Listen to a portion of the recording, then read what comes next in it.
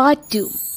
अब तक आपने सुना कि कावेरी जी अपनी तीनों बेटियों ईशा, मोहिनी और सुहाना की शादी 3 घर जमाई लड़कों के साथ करवा देती है। उन्हें लगता है कि ये लड़के शायद घर का कामकाज संभाल लेंगे, लेकिन उनके तीनों घर जमाई बहुत आलसी थे। वो नौकरी भी नहीं करते थे और बाहर का काम भी नहीं। कावेरी जी ने अपनी बेटियों से कहा कि वो प्रेगनेंसी का बहाना बनाकर अपने पतियों को सबक सिखाए। अब सुनिए आगे।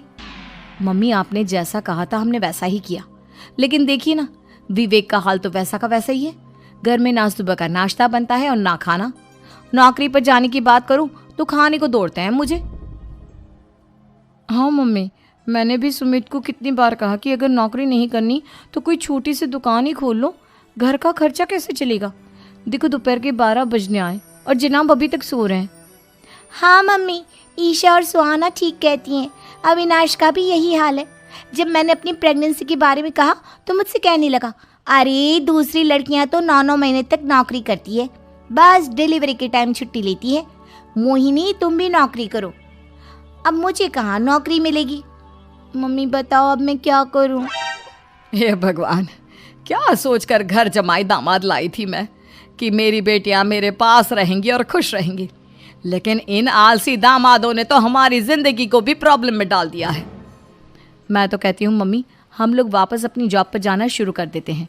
बता देते हैं इन लोगों को कि हमने प्रेगनेंसी का बहाना किया है।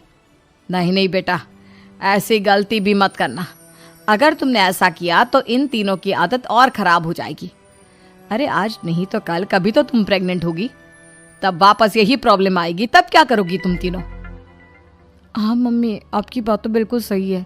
इन लोगों को तो सुधारना ही पड़ेगा। लेकिन कैसे? अपने बच्चों के आने की खबर सुनकर भी इन लोगों पर कोई असर नहीं हो रहा। पैसे कमाने के लिए घर से बाहर निकलना ही नहीं चाहते ये तीनों। अब मेरे दिमाग में एक प्लान आया है। तुम तीनों चिंता मत करो, उन तीनों को बुलाओ, फिर मैं बात करती हूँ। थोड़ी देर बाद कावेरी जी अपने तीनों दामादों को सामने बुलाकर अपनी बात कहना शुरू करती हैं। अविनाश, सुमित और विवेक, देखो बेटा, मैं ना तुम तीनों से बड़ा प्यार करती हूँ, इसीलिए तो तुम्हें घर जमाई बना कर रखा है मैंने। अरे मम्मी जी, सीधे सीधे कहिए ना, क्या बात है? प्यार तो हम भी आपको बहुत करते हैं। अरे मम्मी जी, आपकी इज्जत भी बहुत करते हैं। अरे भाई, आपके जैसी सास और कमाने वाली बीवी सबको मिलती है क्या? हाँ मम्मी, विवेक और सुमित ठीक कह रहे हैं। आपकी बेटी से शादी करके मेरी तो ज़िंदगी ही अच्छी हो गई है। जानती हूँ मैं, और ये भी जानती हूँ कि तुम तीनों अपने अपनी बीवियों से बहुत प्यार करते हो। बेटा, बात ऐसी है कि हमारे कुल गुरु ने कहा है कि प्रेग्नेंट होने के बाद मेरी तीनों बेटियां शुरू के 4 महीने हमारे गांव में जाकर रहेगी, जहां मेरे चाचा जी रहते हैं। अरे लेकिन क्यों मम्मी, गांव में जाकर रहने की क्या ज़रूरत है इन तीनों को? वो क्या है ना बेटा, हमारे परिवार को एक श्राप है। अगर मेरी बेटियों ने यहाँ पर बच्चा पैदा करने की कोशिश की तो उनके बच्चों को कुछ भी हो सकता है। इसलिए अब से लेकर 4 महीने पूरे होने तक इन्हें गांव वाले घर में रहना पड़ेगा। हाँ तो इसमें प्रॉब्लम क्या है मम्मी जी? हम भी वहाँ जाकर रहेंगे, पिकनिक मनाएंगे। अरे भाई, बीवी जहाँ हम भी वहाँ। हाँ यार, आइडिया तो बहुत अच्छा है। शहर की ज़िंदगी में रह रहकर परेशान हो चुके हैं, अब कुछ दिन गांव में बिताएंगे। तुम लोग समझने की कोशिश क्यों नहीं करते? तुम में से कोई भी वहाँ नहीं जा सकता, और मैं यहाँ रहूँगी ना तुम तीनों के साथ। 4 महीने की तो बात है, उसके बाद ये तीनों ही लौट कर आ जाएंगी। ठीक है मम्मी जी, अब हमारे बच्चों का सवाल है तो ये तो करना ही पड़ेगा। कावेरी अपनी तीनों बेटियों को कुछ दिन के लिए घर से बाहर कहीं दूसरे शहर में रहने के लिए भेज देती है। कुछ दिनों के बाद, अरे मम्मी जी, बहुत दिन से पिज्ज़ा नहीं खाया, मंगवाइए ना। क्या बताऊं बेटा, पहले तो बेटियां खर्चा दे देती थी क्योंकि उनकी नौकरी थी, लेकिन अब तो मेरे पास पैसे ही नहीं बचे। थोड़े बहुत पैसे हैं जो बच्चों की डिलीवरी में काम आएंगे। लेकिन मम्मी जी, आपकी बेटियों को वापस आने में तो अभी बहुत वक्त बाकी है। वही सोच सोच कर परेशान हो रही हूँ। सोच रही हूँ कल से दूध भी बंद करवा देती हूँ। अब दूध वाले को देने के लिए पैसे भी तो नहीं है ना।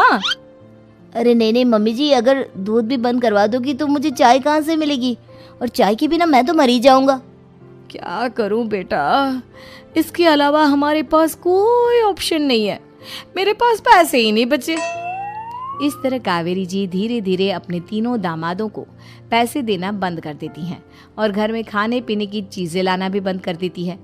अब वो तीनों बुरी तरह से परेशान होने लगे थे और इसलिए एक दिन तीनों प्लान करके घर से बाहर निकलते हैं और बाजार में जाने के बाद, यार अच्छा खाना खाए हुए कितने दिन हो गए, पता नहीं कब अच्छा खाना मिलेगा।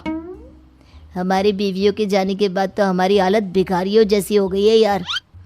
कुछ भी हो, मुझे तो आज पिज्ज़ा खाना ही खाना है। जेब में 1 रुपया नहीं और पिज्जा खाएगा, कहाँ से आएंगे पैसे? अरे देख वहाँ सामने बोर्ड पर क्या लिखा हुआ है, कंप्यूटर पर काम करने के लिए एक आदमी की आवश्यकता है। भाई मैं तो जा रहा हूँ, काम करूँगा और शाम तक पैसे लाकर आराम से पिज्ज़ा खाऊंगा। जा जा, तुझे कोई काम नहीं देने वाला, हम तो घर जा रहे हैं। चल भाई सुमित। सुमित और अविनाश वहाँ से चले जाते हैं और विवेक उस कंप्यूटर शॉप पर सारा दिन काम करके 5,000 रुपये कमा कर घर लौट कर आता है और अपने खाने के लिए अच्छी अच्छी चीज़ें भी लेकर आता है। ये देखकर विवेक और सुमित के दिल में भी कुछ पैसे कमाने की इच्छा जागती है। अरे सुबह सुबह कहाँ चल दी है तुम? मम्मी जी एक बहुत अच्छी जगह मिली है, कंप्यूटर पर काम करने के 5,000 मिले थे कल मुझे। अगर रोज़ काम करूँगा तो पूरे 40,000 की तनख्वाह। अरे वाह, ये तो बहुत अच्छी बात है दामाद जी, आपको जाना ही चाहिए। सुमित और अविनाश विवेक को इस तरह तरक्की करते देखकर परेशान हो जाते हैं और वो दोनों भी काम की तलाश में निकल पड़ते हैं। धीरे धीरे उन दोनों को भी काम मिल जाता है। अब कावेरी के तीनों दामाद छोटी मोटी नौकरी करके अच्छा पैसा कमाने लगे थे। एक दिन कावेरी उन्हें अपने पास बुलाती है। अरे वाह, विवेक 40,000 कमा लेता है, अविनाश 60,000 और सुमित तुम भी 40,000 के आसपास कमा ही लेते हो। कुल मिलाकर तुम अच्छे खासे पैसे कमा रहे हो बेटा। हाँ मम्मी जी, बहुत मज़ा आता है जब महीने के एंड में मोटी रकम हाथ में आती है। पूछिए मत मम्मी जी, घर में रहकर रोटी बना बना कर औरतों जैसा महसूस होने लगा था मुझे तो। हाँ बेटा, तुम तीनों की बात तो बिल्कुल ठीक है और जानते हो अब तुम तीनों की पत्नियां भी वापस लौट कर आने वाली है। लेकिन मम्मी जी अभी तो उन्हें गए सिर्फ 2 महीने हुए हैं, आपने तो कहा था वो 4 महीने के बाद लौट कर आएंगी। ऐसा कुछ नहीं है बेटा, मैं सिर्फ तुम तीनों को सबक सिखाना चाहती थी कि आदमी घर में बैठकर बीवी की कमाई खाता हुआ अच्छा नहीं लगता। इस दुनिया में हर इंसान को मेहनत करनी चाहिए, काम करना चाहिए, चाहे वो औरत हो या आदमी, ताकि अपने परिवार को संभाल सके। कावेरी की बात सुनकर उन तीनों को अपनी गलती का एहसास होता है और कावेरी उन्हें सच बता देती है कि ईशा, सुहाना और मोहिनी शहर में ही कहीं दूसरी जगह रह रहे थे। शाम के वक्त उन तीनों की पत्नियां लौट कर आ जाती है और कावेरी जी का परिवार एक खुशहाल परिवार की तरह रहने लगता है।